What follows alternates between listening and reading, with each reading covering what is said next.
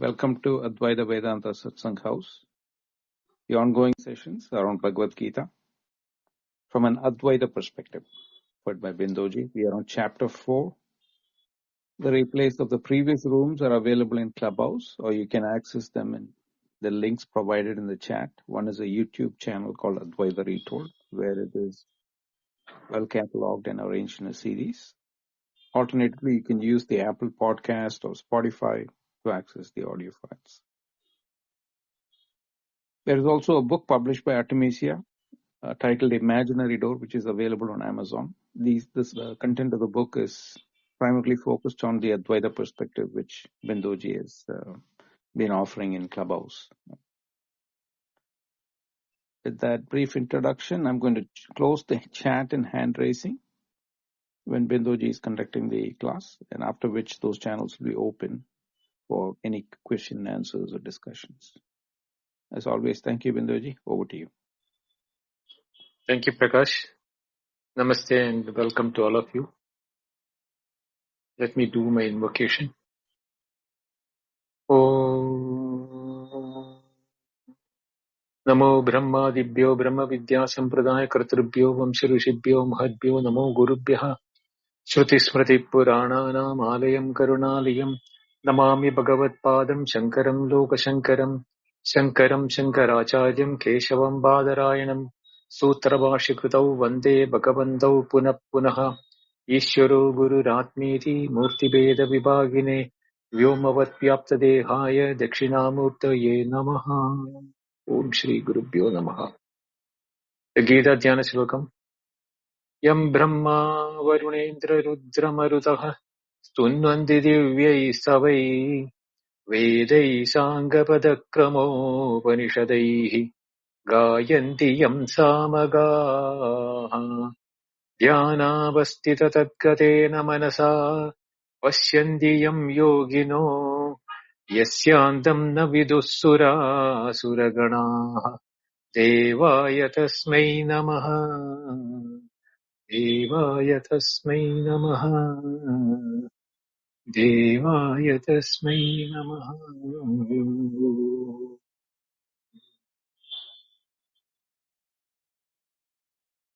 Yesterday's class we saw Arjuna asking Krishna how Krishna could have taught the ancient sun god despite being recently born. And this question is raised to remove the ignorant doubt that Vasudeva, that is Krishna, might not be the omniscient Lord. Krishna now replies to clarify this truth. The next verse, which is the 5th verse, is one of the most philosophically dense passages in the entire Gita. Because it is here how Ishvara remembers all the births while the ordinary beings do not, which leads directly into the Advaitic theory of Maya and Avatara. Let us see how the verse is deciphering the whole thing. Bahuni me vyatitani janmani tavarjuna tanyaham veda sarvani natvam vetta parantapa. Bahuni me vyatitani janmani. Krishna is telling. Bahuni means many. Me means me. My birth. Vyatitani. You can say having passed or elapsed or gone beyond. Yes, saying that janmani, bahuni janmani me vyatitani. I have passed through many lives. Tavacha Arjuna, you too, O Arjuna. Tani aham veda sarvani. Tani means those. Aham veda means I know. I know that. Sarvani, all of them I know. Means he is saying that he knows even now. Natvam veta parantapa. But not you. You do not know. Parantapa is another name for Arjuna who scorches the enemies.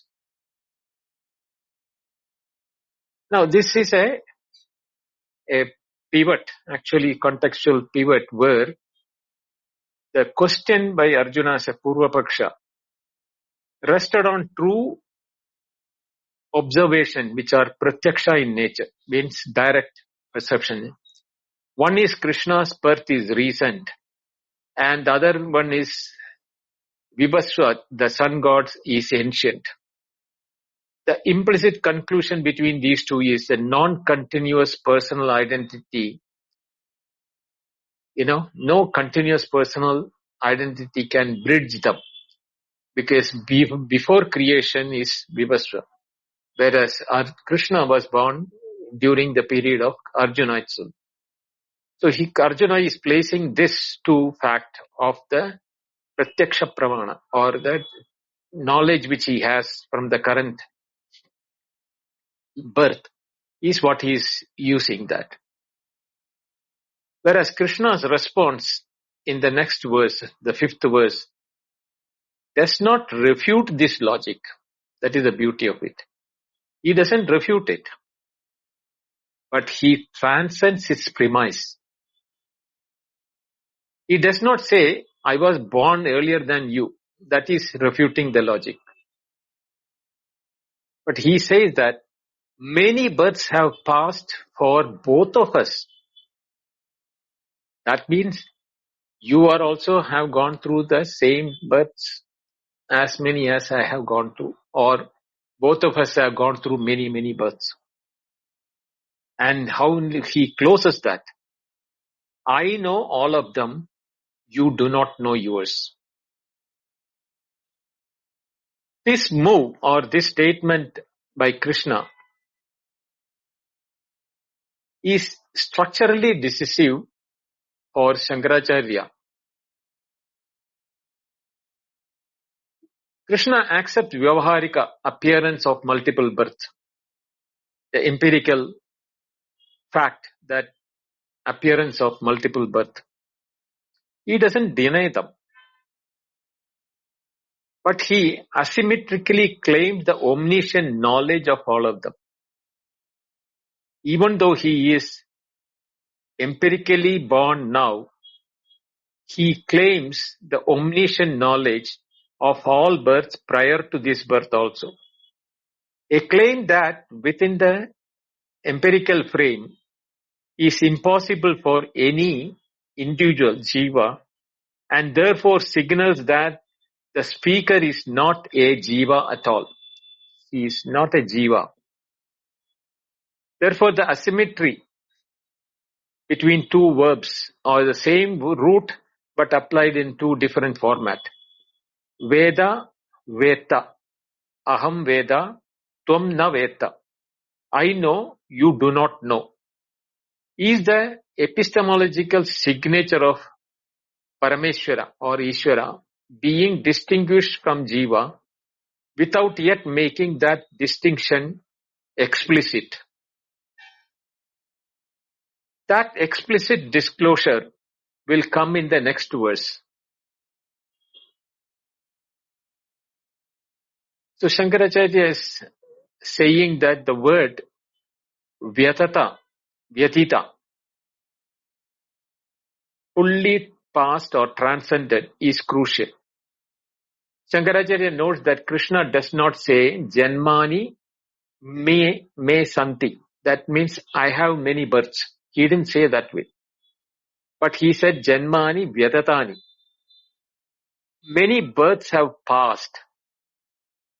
This subtle difference in the word, in the usage, signals the Advaitic standpoint that from Paramarthika perspective or from the absolute perspective of the Nitya Atman, the Atman is neither born nor dying.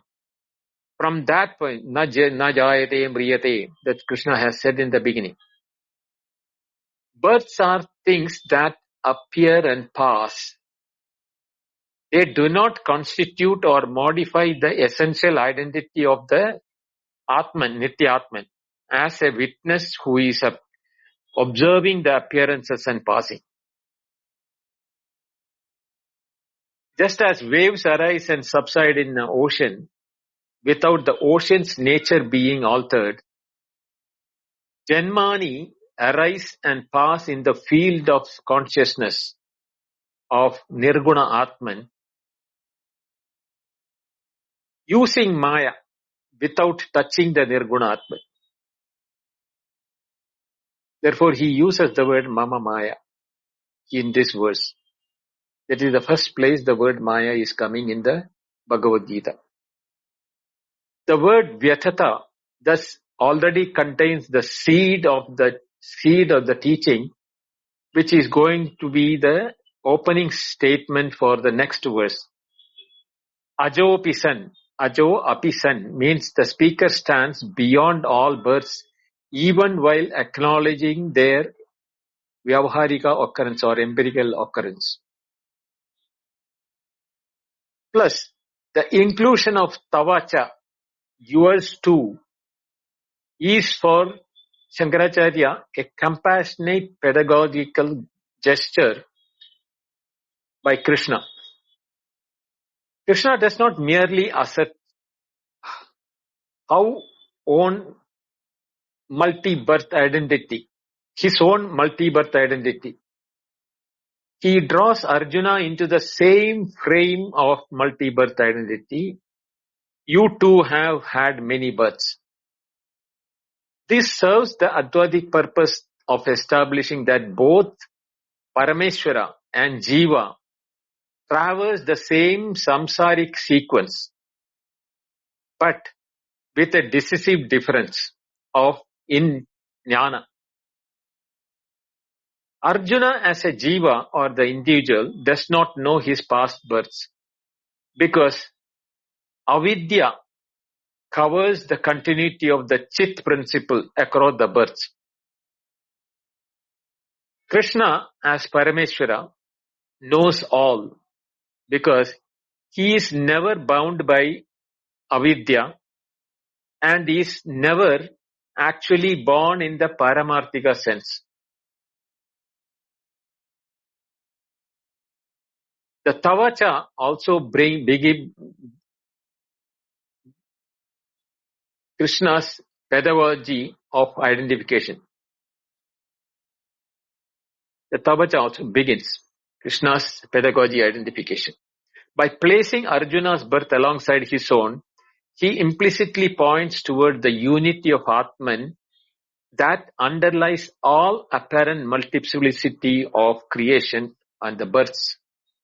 The non-dual ground that the verse will progressively reveal.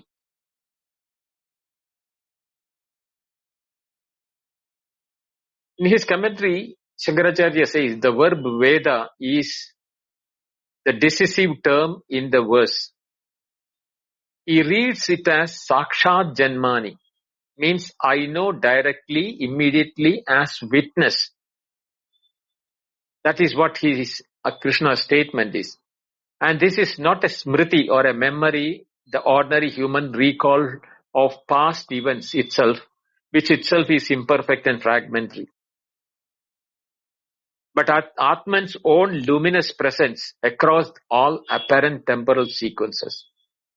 So as the Parameshwara's knowing of all birth is not cognitive achievement, it is a natural expression of Nitya Chaitanya or the eternal consciousness.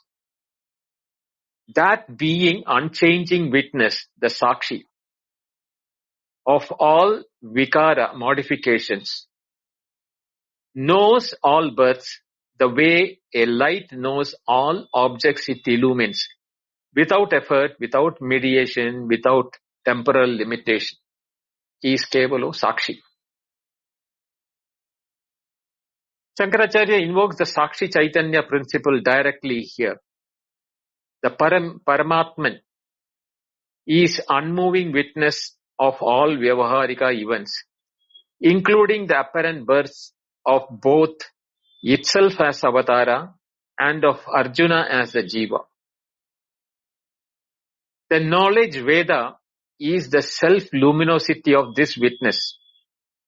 Swayam Prakasha Chaitanya, which cannot be obscured by Maya, because it is the very ground of Maya itself. We may recall when Krishna says later that I know in future, even in the second chapter he said that all these kingsmen are already dead in time. So he has control over even the time to see what is going to come and to see what has already been passed. That is why his self-luminosity is from the Paramarthika level as a Swayam Prakasha. And he has the power of Maya with which he can take an empirical body as an avatara. Now, when Krishna said about Arjuna, he used the word Natvam Veta. This is the same form with root only. You do not know. The strong pronoun Tvam instead of Te is used here. In Sanskrit, it is a deliberate contrast with Aham in the previous pada. Therefore, the grammatical parallelism is pointing to Tani Aham Veda Sarvani Natvam Veta Parandava. Those births, all of them, I know. But you do not know, O Arjuna. The asymmetry of these two, I know, you do not know, is the primary philosophical content of this verse. It distinguishes between Parameshwara and the Jiva on epistemological grounds before distinguishing them ontologically. Why does Arjuna not know his past birth? The answer is precise. Because of avidya. Ajnana functions as an avarana or a veiling, the continuity of the chit principle across the birth. Because the chit principle is part of the body, mano, buddhi, ahankara, chit. Each birth comes with a fresh upadhi, body-mind complex, and a fresh ahankara of the ego identification with the body, which occludes the memory continuity that would otherwise be available for every jiva from the past life and the future life. That also would have been possible. But that is not happening because of the memory principle is body-mind complex part. Therefore, it is acquired in this birth, can remember only what about this birth. The jiva identified with the ubadhi of body-mind intellect can only perceive what the current ubadhi configuration makes available. The past births are with a different upadhi which has been discarded and hence beyond its upadhi mediated cognition. Whereas Parameshwara, by contrast, is never identified with any upadhi. His apparent birth, that is important. He is not really born. His apparent birth are Maya Krita, means produced by Maya, which is his own power. They occur in Maya while he remains unchanging witness, Kudastha Chaitanya, of all of them. Therefore, his knowledge of all births is not dependent on the Upadhi continuity of Smriti, but the self-luminous awareness of the witness that is never broken by any Upadhi transition. Even when the Upadhi is from Sri Rama to Sri Krishna, that Parameshwara knows both Sri Rama's time and Krishna's time, or the previous ones. From that is why he is able to recollect that I have taught this yoga to Vivaswan, the first in the creation. And the vocative Parantapa to Arjuna is again deliberate, because Krishna addresses Arjuna as scorcher of enemies, precisely when delivering what is, from the Vyavaharika standpoint, a somewhat humbling statement: you do not know.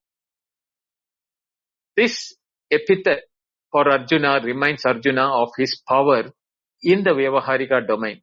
He is a scorcher of enemies. Even as Krishna reveals his limitation in the Paramarthika domain,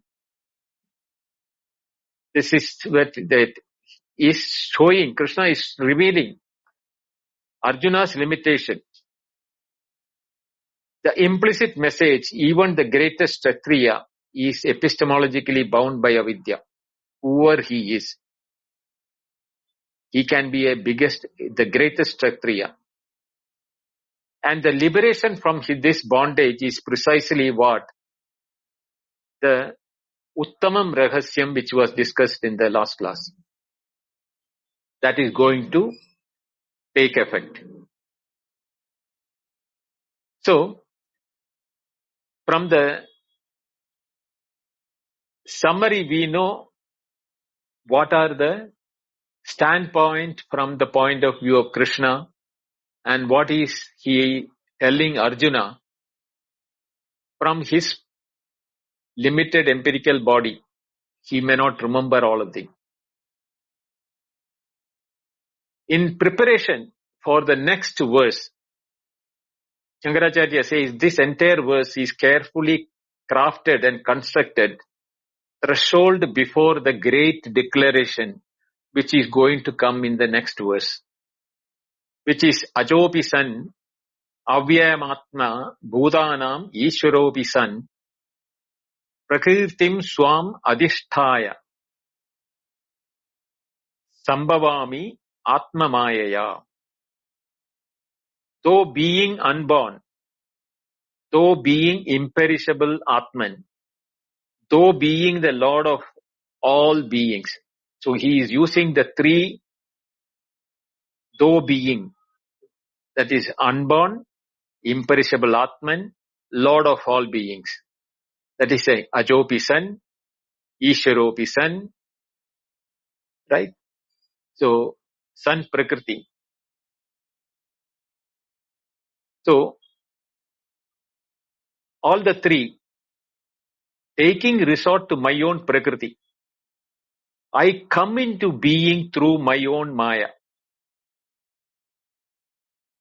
Taking resort to my own Prakriti. I come into being through my own Maya. That verse is the ontological answer for 4.5, which we are now going to complete. And this is the epistemological preparation, an asymmetric knowledge claim that makes ontological disclosure necessary and intelligible.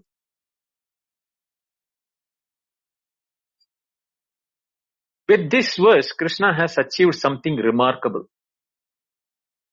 He has accepted the full empirical framework, Vyavaharika framework. Yes, there are many births. Yes, they have passed, while simultaneously rupturing it from within. From his standpoint also he is talking. I know all of them, but you do not know. And this asymmetry is inexplicable from the point of view of Arjuna within the Vyavaharika frame.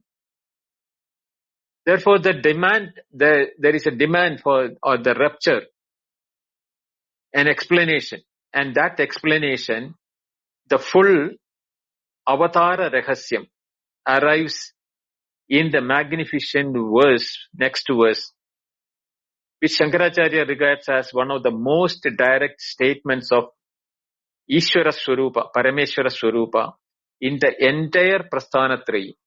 In all the Prasthanatrayi means all the Upanishad, Brahma Sutra and Gita. This statement, which is going to be in the next one, Ajopi San, which we have read now, no? Ajopi San, Avyayatma Bhutanam Ishwaropi San, Prakritim Swam Adhisthaya, Sambhavami Atma Mayaya. That is the entire Prasthanatrayi one statement of Ishvara himself. Let us look into the commentary by word by word, sentence by sentence by Bahuni me mama vyatitani adikranti janmani tavache Arjuna. Many births of mine have passed and yours too, Arjuna. Tani aham veda jane sarvani natvam veta na janishe. I know all of them without any exception, but you do not know them. Dharma adharmadi pratibandha jnana shaktitvad. Because your power of knowledge is obstructed by dharma, adharma and the like, means karmic forces wielding the knowledge due to the upadhi. Aham punaha nitya shuddha buddha mukta swabhavatvad. But I, being the nature of eternal purity, knowledge and freedom, anavarana jnana shakti idam iti veda aham he parantapa. Possessing unobstructed power of knowledge, I know them all, O Arjuna, scorcher of enemies. This verse introduces one of the most important distinctions in Advaita Vedanta, the difference between the Ishvara and Jiva. So, anyone who is defining Ishvara and Jiva have to necessarily quote this verse as an authority. This is the pramana for it. Both Krishna and Arjuna have many births. Both have undergone many births, but their births are not of the same kind. Arjuna as a jiva born was due to karma, and he is under the influence of avidya, ignorant. Therefore, he is bound by the upadhi, including the notion of the ego. Whereas Avatara, Ishvara, appears by his own choice, by Maya. He retains his omniscience, and he is ever a witness, thereby maintaining the freedom and never bound by the appearance in the empirical realm. Therefore, the similarity is only superficial. Both of them appear to be of human form. Why does not Arjuna remember? Because Jiva's knowledge is obstructed by karma. Dharma and adharma. Karma includes these two. And both of them generate body, mind, ignorance, and therefore the memory becomes limited. Whereas Ishvara remembers all birth. Nitya Shuddha Buddha Muktatva Bhavatvad. Nitya, eternal. Shuddha means pure. Buddha means pure consciousness. Mukta means freedom. Therefore, Krishna's knowledge is never obstructed. Anavarana Jnana Shakti, that is unobstructed knowledge. The knowledge not covered by ignorance. For the jiva, the knowledge is covered by avidya. In the case of Ishvara, there is no ignorance, therefore knowledge is not covered.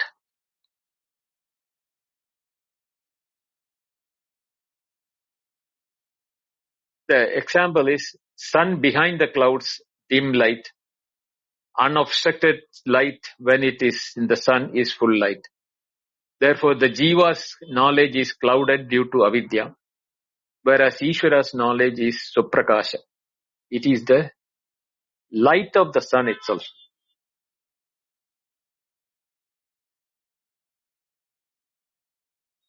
The true self is both Brahman only, in the jiva and the Ishvara. The difference arises due to the limiting agent upadhi. Remove the adjunct, both of them will be Brahman. Now here, there is a question coming, which is not written here, but in my earlier discussions I had asked this question. If Jiva and Ishvara, like Arjuna and Krishna, assuming Arjuna became Jivan Mukta by acquiring the knowledge and doing the Karma Yoga, Yajnarthan Karma, all those things, and then he acquires the knowledge or Jnana Nishta, and he knows Aham Brahmasmi. Will he be equal to Krishna? That is the question which I asked my Guru. That is the differences. The Upadhi or the body assumed by Ishvara, even though it appears to be similar to the human body, it is not a product of karma. Therefore, the body of Krishna is an avatara body. That is why it is called an avatara. And it is not an adjunct which is a product of any karma. He chose a adjunct or body for the purpose of whatever purpose he has taken the empirical form.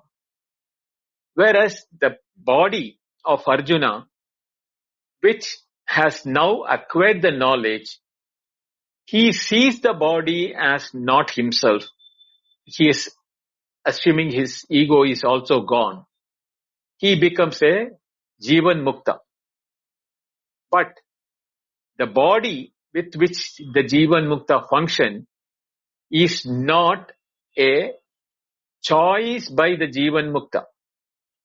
He is in that body where the Jivan Mukta, what he has become Mukta is he has become freed from the association with the adjunct of the body. He doesn't see the body as himself or his own. He is identifying Aham Brahmasmi. But the functions till the body falls will have to be using that body only. Therefore, he will not be an avatara or an Ishvara. But he is knowledge-wise, he knows that he is Brahman. And knowing Brahman is not like a Parameshwara avatara. In Brahman, there is no birth and death. Ajo nitya shashvadoyam puranaha. Na jayate mriyate va kadachit. So therefore, there is no many birth to be known when he is knowing Brahman as himself. Whereas Ishvara, he has used his Maya in many avataras. So each avatara which for what he took a empirical form is within his knowledge, even though he is Brahman himself.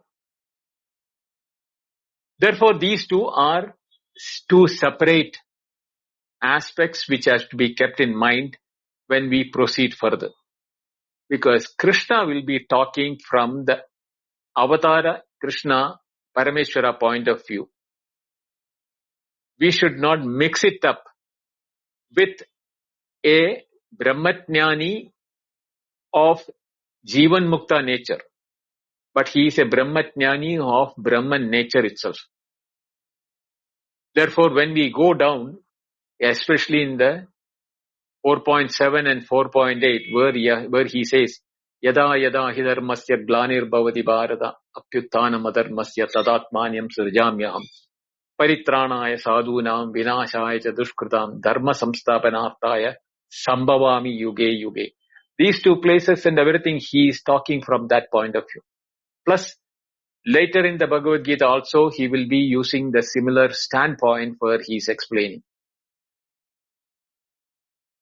So the deeper teaching is that ultimately both Jiva and Ishvara are appearances within Brahma.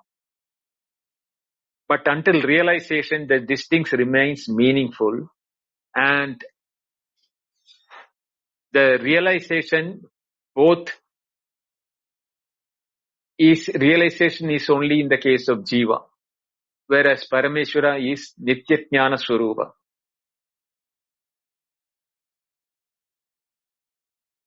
So with these two things, Nitya Shuddha Bhukta Swabhava, when we understood that, is the nature of Krishna.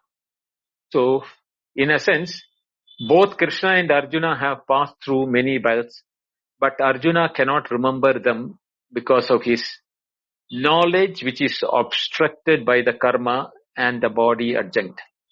Whereas Krishna, whose nature is eternally pure, conscious and free from all limitations, possesses the unobstructed knowledge and therefore knows all the birth. Kadam tarhi tava nitya ishwarasya dharma dharma bhave api janma iti uchyate. Kadam tarhi, then how tava nitya ishwarasya, your eternal Ishwarahood, dharma adharma avapepi, in the absence of dharma aparva or karma, how can the janma iti uchyate? How do you take birth if you don't have a karma? Because Arjuna knows that it is the karma which gives birth, rise to the body. And punya karma, papa karma, depending upon the bodies are, when the rebirth is happening, that is what is deciding the nature of the body which is being taken. If the absence of that, Nitya Ishwarasya, how do you have a body which is without the karma and who is eternally an Ishwara Swabhava?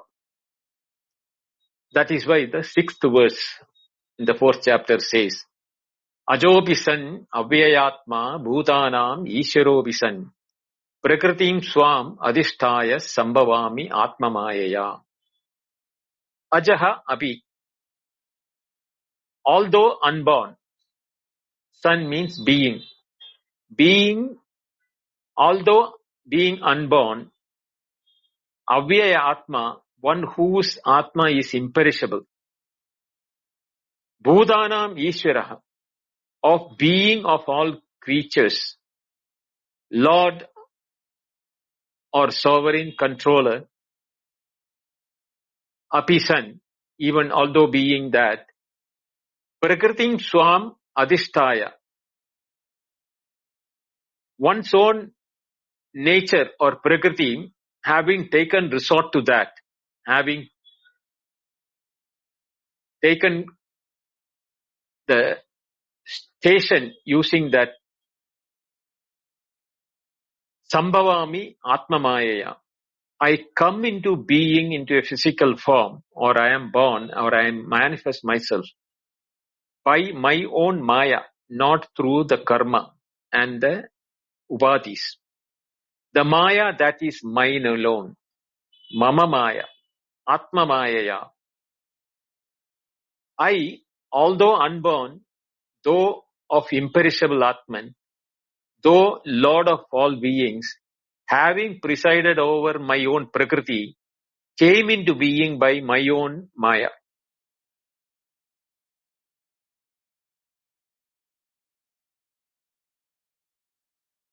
The 4.6 is the philosophical summit of the entire Avatara Prakarana. Means the subject of Avatara. Shankaracharya regards this verse as one of the most concentrated statements of Parameshwara Swarupa, of the nature of Parameshwara.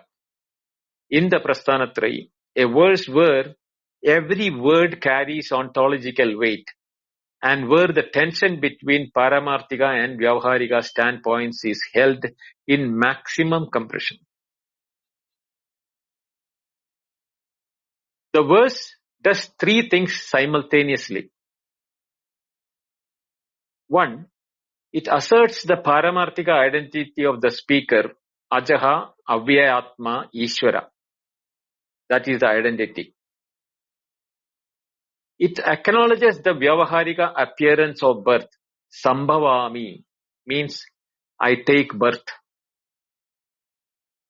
Number 3, this verse explains the mechanism by which the two are reconciled. Prakritim swam adhishtaya atmamayaya. That is the so the entire verse has been divided into 3 things. One is ascertaining the paramarthika nature of Ishvara or Avyayatma or Aja.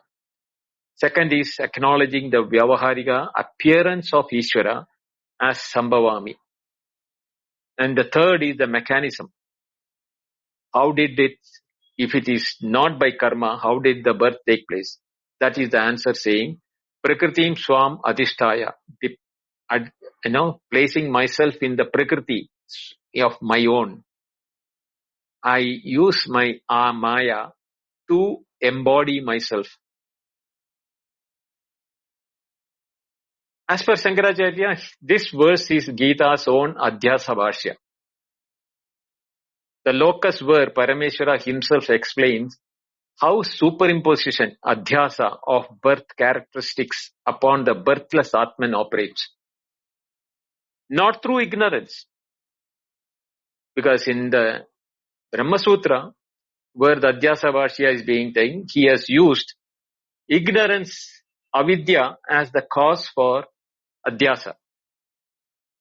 Here, he doesn't use Adhyasa as for the birthless Atman to take birth. In the Jiva's case, it is avidya. But in the case of Ishvara, the sovereign Maya Shakti, Atma Mayaya.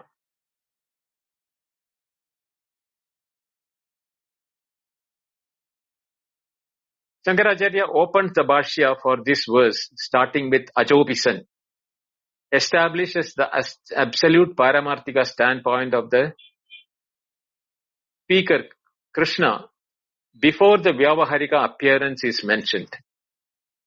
The order is deliberate. Reality precedes appearance. Therefore, Swarupa precedes Vivarta. By leading the Ajaha, Krishna announces whatever follows, birth, appearance, avatara, must be understood in the light of this prior truth. The speaker is fundamentally, essentially identifying himself as Paramarthika truth, that he is unborn.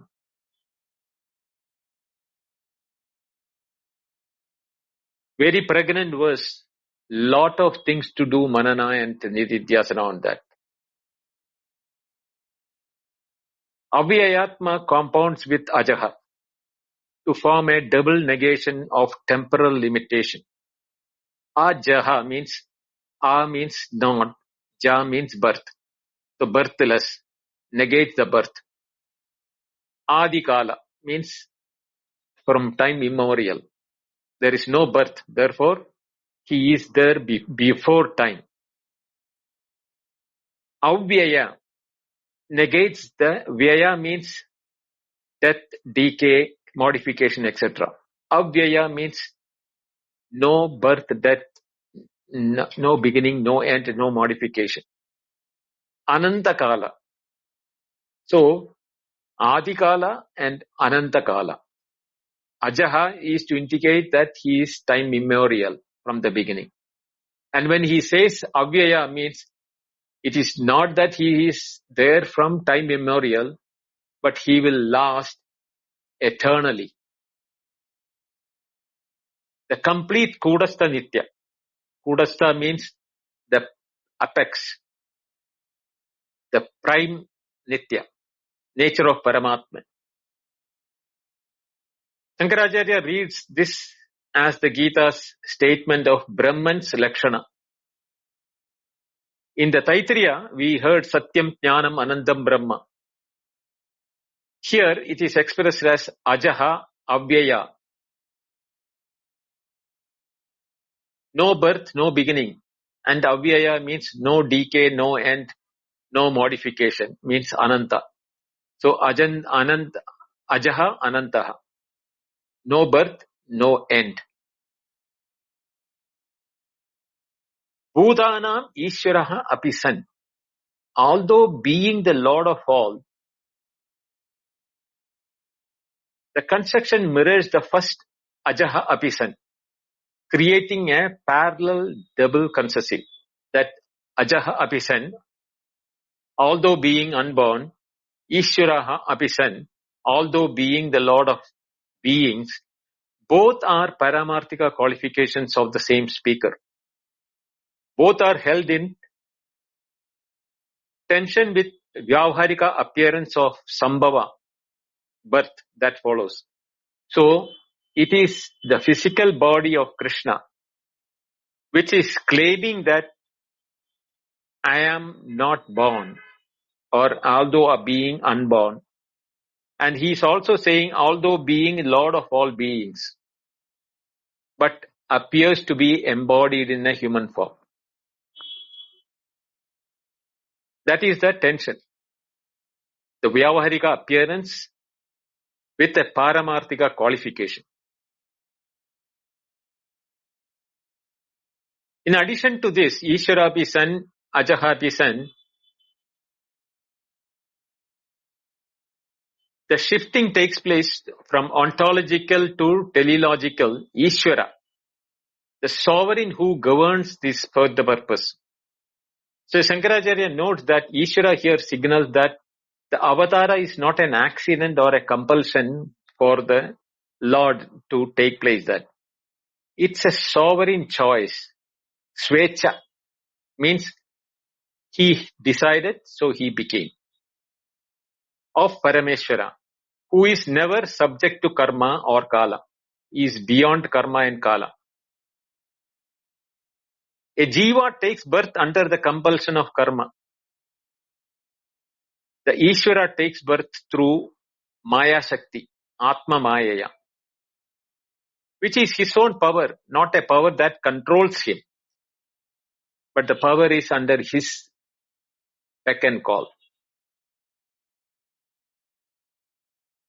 So Shankaracharya distinguishes the Ishvara of this verse from the Nirguna Brahman. The Ishvara is Brahman as Saguna. Brahman is considered through the Upadhi of Maya as omniscient, omnipotent, sovereign of Prakriti. The Avatara occurs at the Ishvara level. It is Ishvara's Maya expressing itself as visible, embodied one. Not a modification of Nirguna Brahman itself. Therefore, this protects Brahman's absolute immutability. While explaining the Vyavaharika Saguna appearance of the Avatara with Paramarthika qualities of Ajaha, Ananta. So the confusion where people have got Nirguna and Saguna is answered in this one. The Nirguna doesn't become different when it becomes Saguna. The Saguna is a concession opted by the Nirguna for the purpose of Vyavaharika, without modifying himself or without losing any of his potencies of omniscient, omnipotent, etc. If this can be understood, all dialogues between Nirguna and Saguna can be stopped once and for all. Prakritim Swam Adhisthaya. That is how he is doing that. Having taken resort or having presided over his own Prakriti, it expresses the mechanism of Avatara, not passive subject of Prakriti, as the Jiva is subject. Here the Prakriti is not the Prakriti of the Sankhya system, Purusha and Prakriti of Sankhya. But here the Prakriti is Maya itself, but active sovereign presiding over it, Adhisthana. This is the grammatical encoding of Ishvara-Jiva difference in relation to Prakriti. The Jiva is driven by the Prakriti, whereas Ishvara presides over it.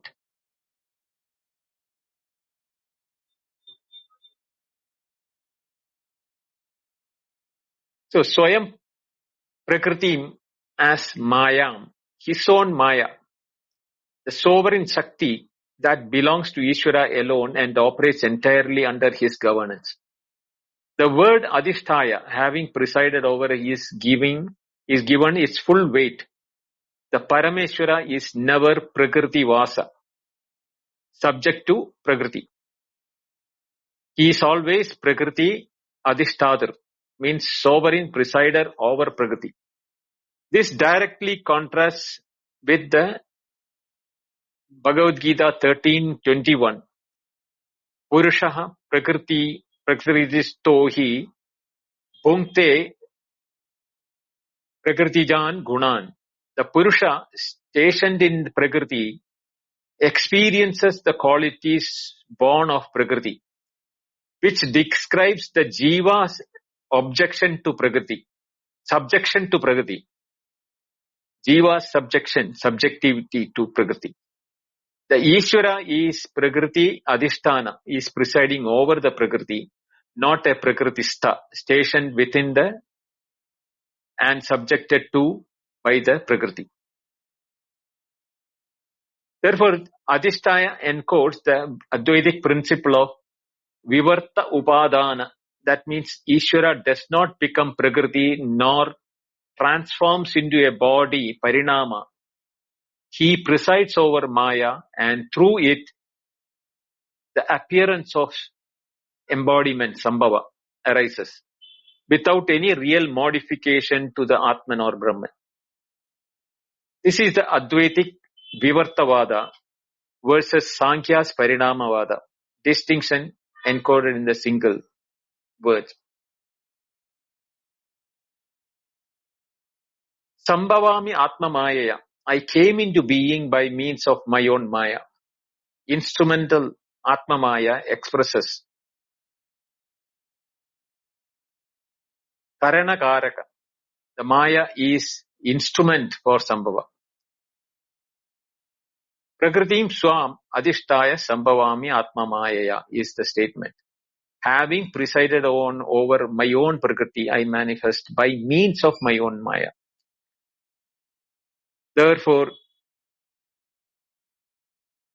the Maya is an instrument for the Brahman or Atman, which he has absolute control, sovereign power. The philosophical crux of this verse and the Avatara doctrine is the Avatara doctrine. Shankaracharya says that. He carefully distinguishes Atma Maya from Avidya Maya that governs the Jiva Janma. For the Jiva, birth occurs through Avidya Kama Karma, the three triputis or the triad. Avidya generates Kama. Due to Kama, he gets into Karma, and Karma is deluding him further, creating Kama, then keep on cycle again and again. The compulsive mechanism of ignorance generating desire, generating action, generating rebirth, etc. The Jiva does not choose its birth. It is driven into it by accumulated weight of karma operating through avidya. For Ishvara, the body, Sambhava, occurs through Atma Maya, the sovereign creative will of the Ishvara, entirely free from avidya or karma. Therefore, Parameshwara is akarma bandha, unbound by karma, as Krishna will say in 14th verse. Namam karmani limpanti. The karmas will not, limpanti means wet or touch. His sambhava or happening is pure expression of Ishvara Ichha, divine will, not compelled or conditioned by or bound by. So Shankaracharya says the Atma Maya as the same Maya described in the Shvetashvatara Upanishad. Mayam tu Prakritim Vidyan, Mayinam tu Maheshwaram. Know the Maya as Prakriti and the wielder of Maya as Maheshwara. Mayin, the wielder, and never bound by Maya. He is its sovereign ground. The Jiva, by contrast, is the Maya Mohita, deluded by the Maya. The present tense Shambhavami receives a special attention from Shankaracharya. It signals Avatara is not unique historical event but a timeless, recurrent, sovereign manifestation of Parameshwara. I came into being whenever Dharma declines. We will go to the next verse, 4.7. At that time it will be elaborated. Yada yada hi dharmasya glanir bhavati. So the verse is Gita's own Adhyasa Bhashya. And it also gives the comparison between Vivartavada and Parinamavada. Whereas Advaita accepts only the Vivartavada. Parinamavada is the doctrine that Brahman actually transforms into world, which is held by the Sankhya and some Vishishtadvaita positions. Adhishtaya, presiding over or not becoming. And Atma Maya, through Atma Maya, to appearance producing the power, not a real transformation. Together assert the Ishvara does not actually become a human form. The avatara body or the body of Krishna, Maya Nirmita Rupa, it is a form produced by Maya, which is equivalent to Vivarta, apparent transformation, not a Parinama, real transformation. Therefore, the Nirguna Atman remains absolutely unchanged. Avyaya Atma.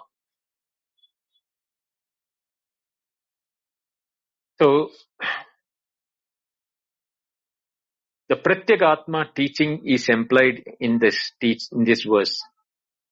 The deepest implication of this verse is its mirror teaching for Jiva. If Parameshwara is Ajopi son, unborn though appearing as born, then the Pratyagatma, the innermost self of the Jiva, which is non-different from Parameshwara at the point of Paramarthika level, is also unborn, imperishable and sovereign. The Jiva's experience of birth and death, like Ishvara's Sambhava, a Maya Krita appearance superimposed upon the birthless Chit. The difference Ishvara knows is Veda, the Jiva does not know, Naveta. Because avidya veils the Jiva. Therefore, Jiva's own Ajata Avyaya Ishvara Swarupa is veiled or covered by the avidya.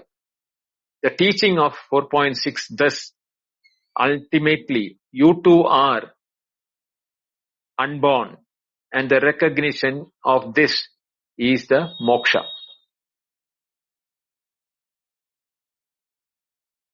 With Krishna answered the question of Arjuna completely, far beyond what Arjuna asked. How could you have spoken to Vyavasva? Krishna answers, I am the one who was never born. Therefore, the question of when I spoke dissolves. The Adau Proktavan, spoken in the beginning, and the Adya Prokta, spoken today to you, are the same speaking, because the speaker is the same, Nitya Chaitanya, who has never born, will never die, who presides sovereignly over his Maya, and whose apparent births are self-disclosure of the eternal into temporal, not an entrapment of the entral within the temporal. Therefore, the stage is now fully set for Dharma Rakshana, which is discussed in 4.7 and 4.8. The purpose of Avatara, which is nothing less than perennial redisclosure of the Avyaya Yoga whenever Avidya, the great Avarana threatens to overwhelm dharma in the human world.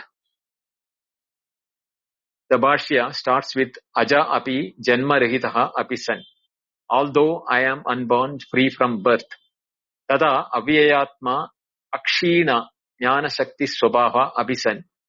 And although my nature is imperishable, possessing unveiling power of knowledge, tada bhudanam brahmadi stamba paryandanam ishvaraha ishvana shilaha apisan. And although I am the Lord of all beings, from Brahma down to the smallest,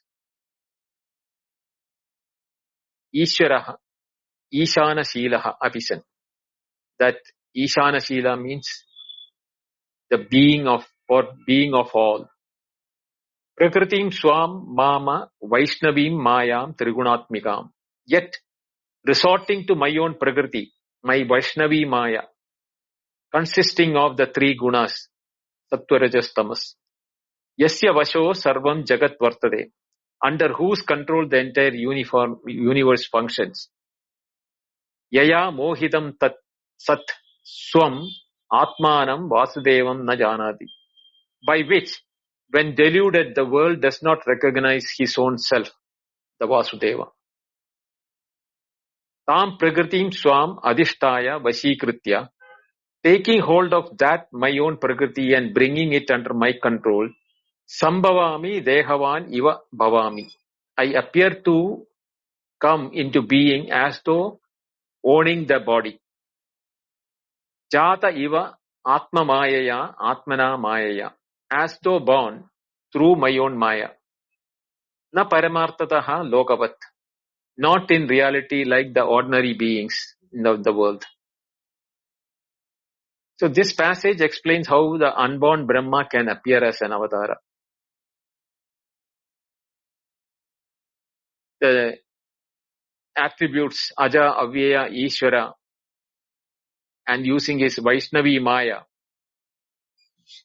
The world is deluded by Maya, whereas the Ishvara is beyond it. And the embodiment of Lord is only apparent. Dehavan iva, as if embodied.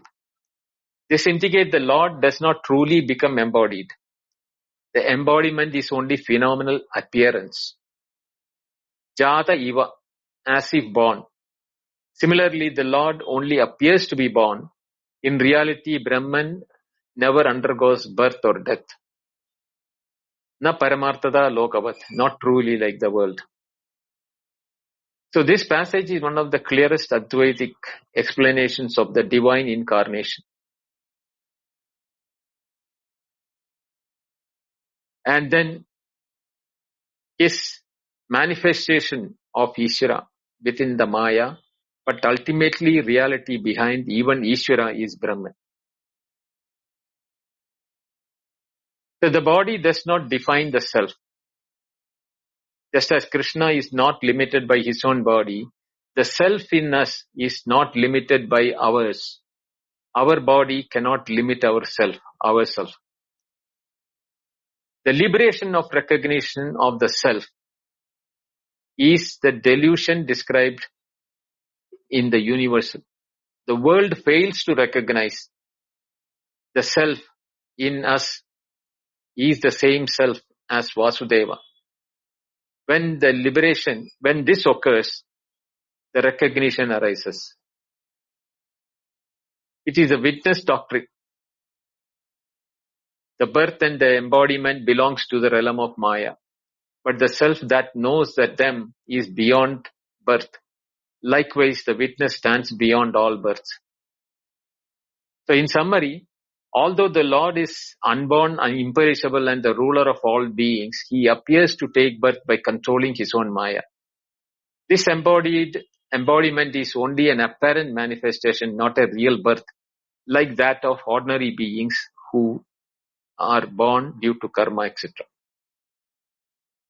We will stop it here. Tomorrow I may not be available for the class, so we will not have class tomorrow. We will continue this Gita on Monday. Sunday I will be there for the general discussion. Om Purnamada Purnamidam Purnat Purnamudachyate Purnasya Purnamadaya Purnameva Vasishyate. Om Shanti Shanti Shanti. Harihi Om. Shri Gurubhyo Namaha. Harihi Om. Thank you. Dhanyawad.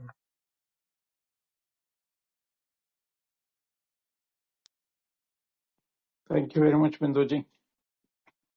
A very deep manana required for this class because you're transcending certain boundaries here, and very, very deep manana required, as you mentioned.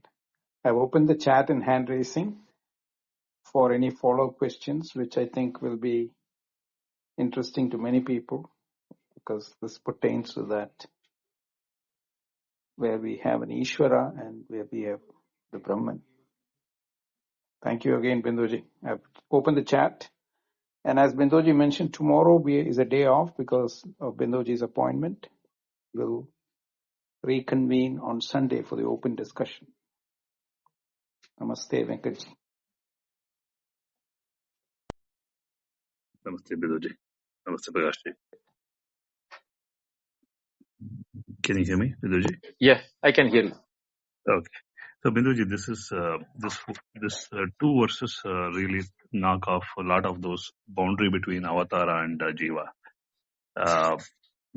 There is in the Bhashya for verse 5, you use the word Anavarana Gnana Shakti. This Avarana is, Avarana Shakti is of Maya. Anavarana Gnana Shakti is an opposite. Yes, opposite of it. Opposite, right? That means this is just that same Shakti is now Yes. collaborating.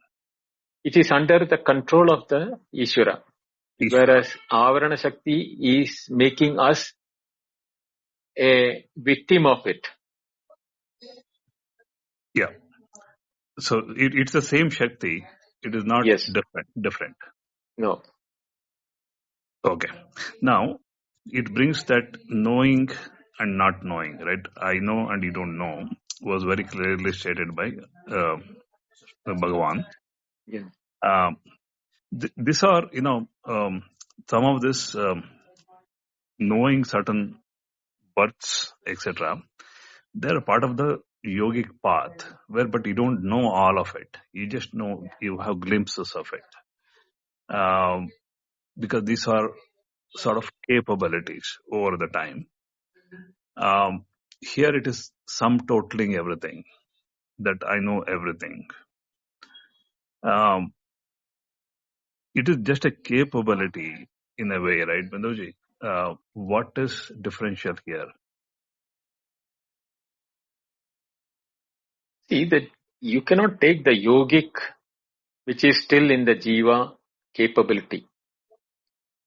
Ordinary jivas are people who are not even aware of, some are not even aware of Ishvara, some are aware of Ishvara but know it in a different way. Some people do in a divine devotion, etc.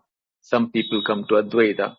Like that, yoga is also a method of improving the, what you call, knowledge aspect with different faculty. There, what is developed is the mind, using the mind for the purpose of traversing thing. But the problem here is that whatever is being told about the Purva Janma or etc. is not verifiable. But we accept it. If you have a Shraddha, you will accept it. So that is why Advaitins will not go in that route, because we do not want to be blinded by taking into faith something which we cannot verify. Advaita verifies us every information, every pramana. It is analyzed threadbare and applicability to every human being. See, the two conditions with Shankaracharya in one of his Bhashya he has mentioned is that it has to be verifiable and it has to be common to everyone.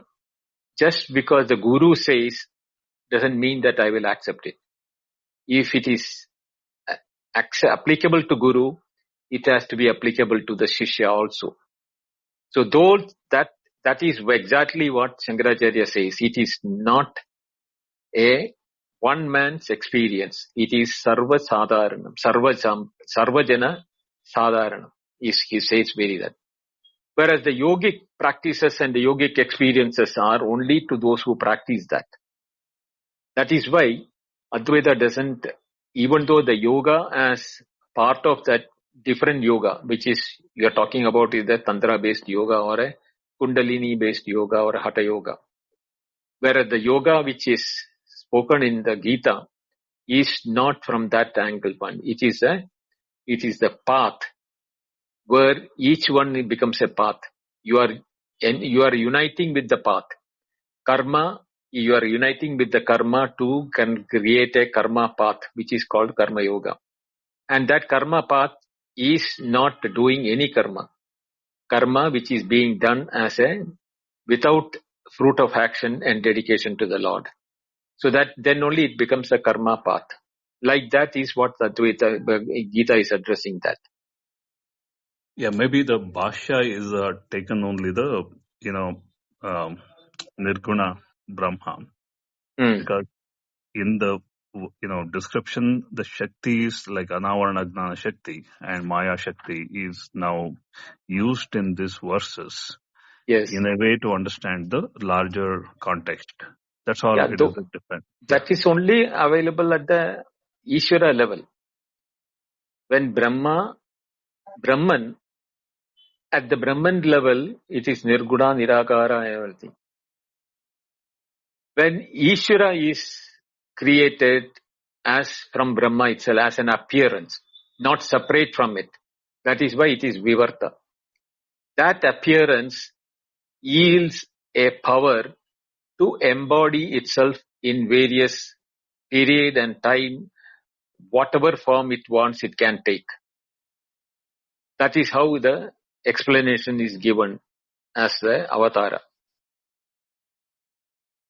Sure, Binduji. I think this is, I think maybe this is a domain that we need not go there for the sake of continuity.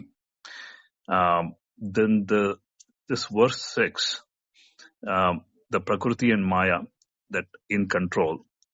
Now, since you drew a parallel between Jiva, Ishvara, Prakrutistha versus Prakriti Adhisthana, right? Between Jiva and Ishvara. The same Chidabhasa, now with the Avidya as Jiva, the same Chidabhasa with Vidya as Ishvara is just a subset for now, right? No, not that way. Not that way.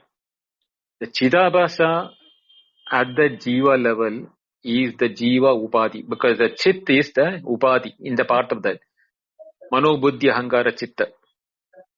So the Chidabhasa of the Jiva is the Atman of the Jiva, which is getting reflected in the Antakarana. Whereas in the case of Ishvara, he is omniscient and omnipotent, therefore there is no Upadhi there as a Mano Buddhi Ahankara Chitta.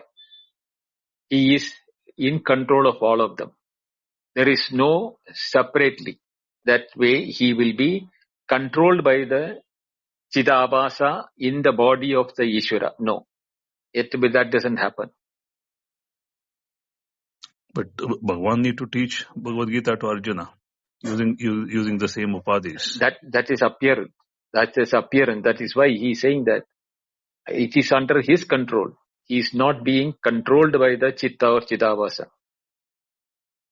No, absolutely, because in a Gnani has control over these yet in the same way. Like the Ishvara. Now, Ishvara Guru Atmeti. The Guru also has the same, at this level at least, as a reflected consciousness. A Guru uses it and controls it and gives a discourse.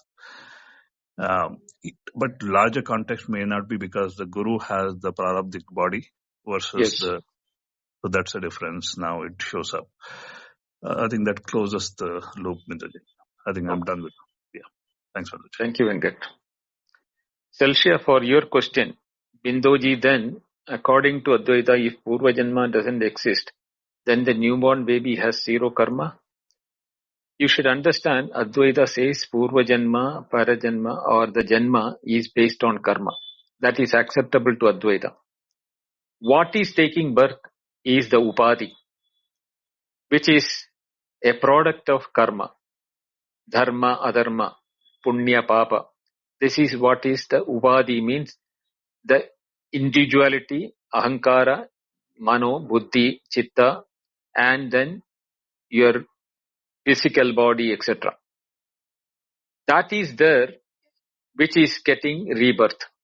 Rebirth means it is going back to the Panchabhuta and coming back from the Panchabhuta. Just as a mud pot, when it is dissolved in the water or broken into powder, it goes back into the earth. But when another pot is being made, some of the same broken pot, mud and everything can come into a new pot.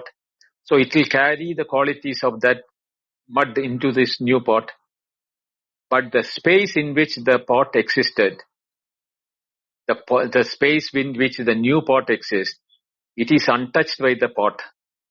So what birth and rebirth is only to the pot, not to the space inside the pot. Even though we are using the space inside the pot for the transaction purpose, same way the body is used for the transaction purpose.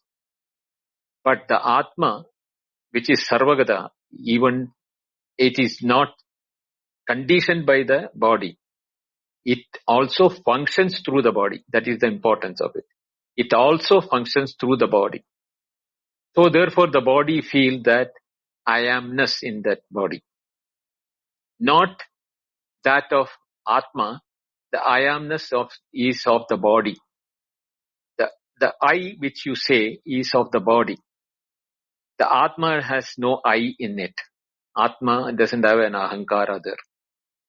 So Atma is present everywhere, sarvavyapi.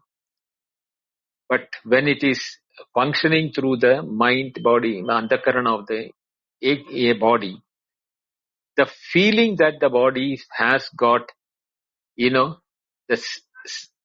self in it is due to the ignorance that the self is not of the body, mind, intellect, but that is of the Atma. But that when it is conditioned by within the limits of the body, mind and the intellect, the individuality is born. And therefore we say, I am Bindu, you will say you are Gita, or Prakash will say Prakash, Venkat will say Venkat, like that. But Atma is not conditioned or divided between Prakash, Venkat or Bindu. All of us are existing in breathing, feeling, experiencing everything because of Atma. But it is not my Atma, Prakash Atma, Venkat Atma is separate like that. There is only one Atma. That is Atman or Brahman. What is different between me, Prakash and Venkat is my mind, body, intellect, Prakash's body, mind, intellect, Venkat's body, mind, intellect. So the birth and rebirth is only for the body, mind, intellect. And Advaita says, you are not the body, mind, intellect, you are the Atma. So the Atma doesn't have a rebirth, only the body, mind, intellect.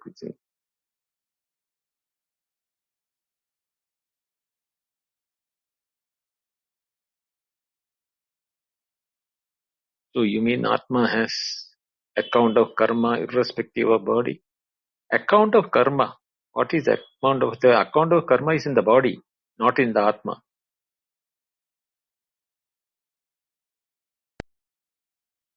Namaste, Anu. Namaste, Namaste, Binduji. Namaste, everybody. I can't hear you, Anu. You have to speak loud. Oh, Namaste, Namaste, Binduji, everybody. Namaste. Namaste. Binduji, then why am I not able to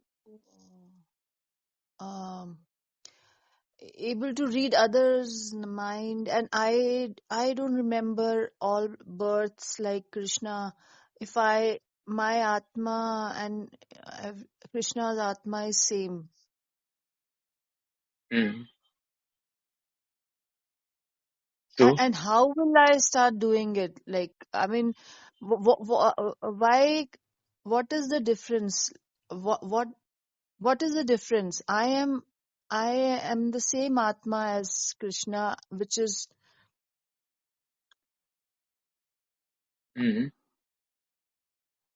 so why can't so I read your mind and know my births, all births, past how birth? can? Because you are identifying with your body, mind, intellect. Therefore, that is why you are. At the moment you identify with your Atma, there is no you and me separate. For you to read my mind and you read your mind, there is no two separate thing. It's only Atma there everywhere. So, Yatra na anyat pashyati anyat shrunoti anyat vijanati. That is what it says. Right? So the other mind exists only when my mind exists. Your mind will be existing for me if I consider my mind is existing. Therefore, with my mind, I want to read your mind is like I am trying to taste the food which is in your hand. How can I do that? Your hand food, you will feed it to your mouth, no? I cannot eat that. so as long as I have identification, I will not be. But if I have zero identification, then I'll be able to read everybody's mind and Then know my. everybody is not there, Anu. When you become Atma, you do not have everybody. Atma is all. Everything is Atma. So but what will you call it as everybody as separate? Then embodiment has to take place. Yes, yes. No, but suppose I have no identification and there is interaction going on, so I would know. I would know everything. Uh, Everything. Suppose I have no identification and this talk is happening, I would know. Um, If you have no identification, even if before you listen to this lecture, you will be knowing the truth in this lecture, because that is time immemorial. The truth is time immemorial. So you don't have to wait for my lecture to be completed to know the truth.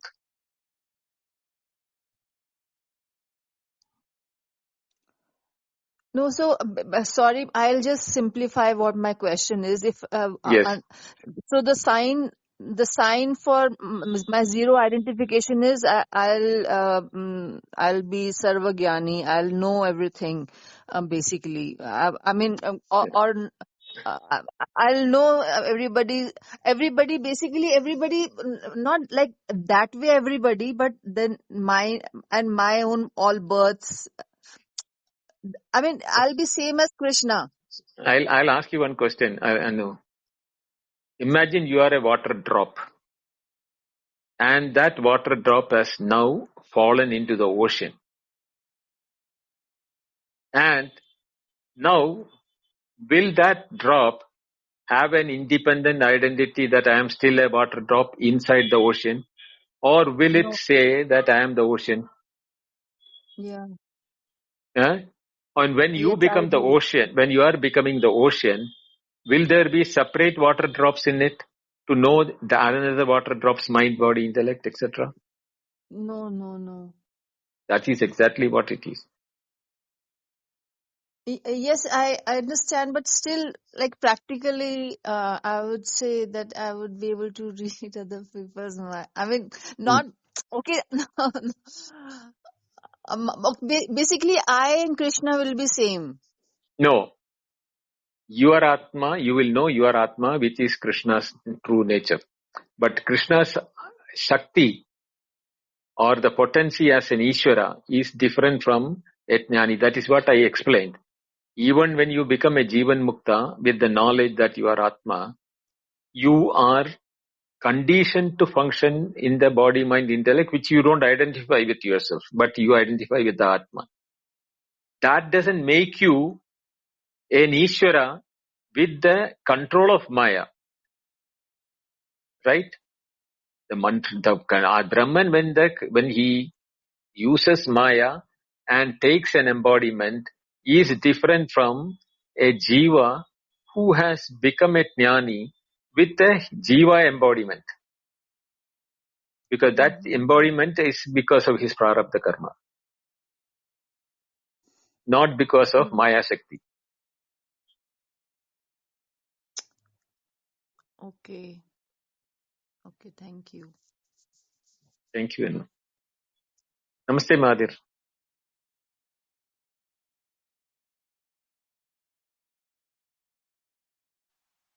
Namaste, Binduji. Namaste. Yeah, I came up for a sort of a clarification. I think you were talking almost close to the question I have. It's so you talked about the Jivan Mukta. So Jivan Mukta is the one who knows this knowledge. He still has the body. And above that you will find the Avatara, and above that Ishvara or similar. And above that Brahman.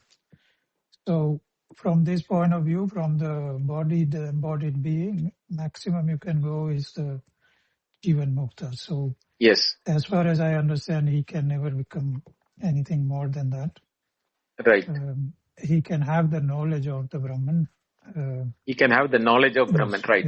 Yes. So yeah, I think many times in our conversation, everybody wants to become Brahman. So I thought I take the advantage to ask this. So the maximum possibility is sort of a Jivan Mukta, in which even you still have to, or one has to still perform. He's not free from body. Body will still be there. Yep. Body will be still there, but he won't identify that I am the body, mind, intellect. He won't identify that. Yes, but this state is not close. It is not avatar and it is not Ishvara. So I don't know what the state. Why that state is even valuable. But it is just like okay. No, Madhir, it is very simple. It is just like that a retired police officer knows very well everything what has happened, what can be done by as a police officer. But he is no more able to wear the uniform or able to go and perform as a police officer. He has no identity as a police officer. He has identified himself as an ordinary human being. Right? Same way, the jnani has no identification with the body, mind, intellect, which he has been functioning as Bindu or Madhir. But the moment we realize and have the knowledge that I am not the body, mind, intellect, I am the Atman or Brahman, which is the reason why I am able to have the consciousness and awareness of everything what is happening through the body, mind, intellect, because I am controlled by the limitations of the body, mind, intellect for the sense organs and the transaction. But I am not a limited individual with the body, mind, intellect, but I am free from that. That is why the freedom, mukti, is being taken. Because I am no more bound by the body, mind, intellect. That has to be experienced, then only we will know that what is the freedom being in the body, yet free from the body. Yeah, I think the trouble for me, the body thing is I'm not the body makes people reject something which they can't reject. So you can reject it as much harder you shout, it will not happen. No. So maybe the better solution for me is that I am the Atman which is embodied at present. Yeah, that will be known to you. It just creates problems, I think. But yeah, that knowledge will happen to you, Madhir, for which the Advaita talks about the Shravana Manana Nididhyasana is for the method of which, where the aparoksha jnana, that is immediate and direct knowledge that you are the self and not the body, will happen. But for that, without doing this thing, intellectually you cannot imagine and identify as to what will be that state like, because that is not within the realm of the body, mind, intellect. Yes. Yeah, and it is also cannot be, as far as I understand, it cannot be derived by and through desire. Means Yes, it is not something absolutely. you say, I want to get to become Jivan Mukta. No, It might happen to you. So in a sense, you're right. there are not Absolutely right. tricks into fall into it, because Yes, it's not an action that you can carry out, because all actions will be triggered by Maya, and right. so Absolutely. the sequence always remains. Yeah. Yes. Thank you. No, thank you Thank you, very Madhya. much. I hope it will help our discussions with other friends down there. Okay. That's Thank why you, I was Madhya. coming up. Thank you. Yeah. Anytime. You're welcome. Prakash, we'll wind up. Yes, Bindoji. Yes. Thank you everyone for coming, for attending this session. And the Bhagavad Gita will continue on Monday, 8:30 p.m. IST. But tomorrow is a break day as Bindoji has an appointment. And on Sunday, we'll reconvene for Advaita discussions, open discussion at 8:30 p.m. IST. As always, thank you, Bindoji. Over to you to close the room. Thank you, Prakash. Thank you, Venkat, Anu, and Madhir for your questions. And thank you all for listening. Please listen to this once more, because it's a very important subject which we have covered. If this is clear, then the rest of the Gita will not be much difficult for understanding. See you all on Monday for the Bhagavad Gita, and Sunday we will have the open house. Hari Om. Good night. Good night.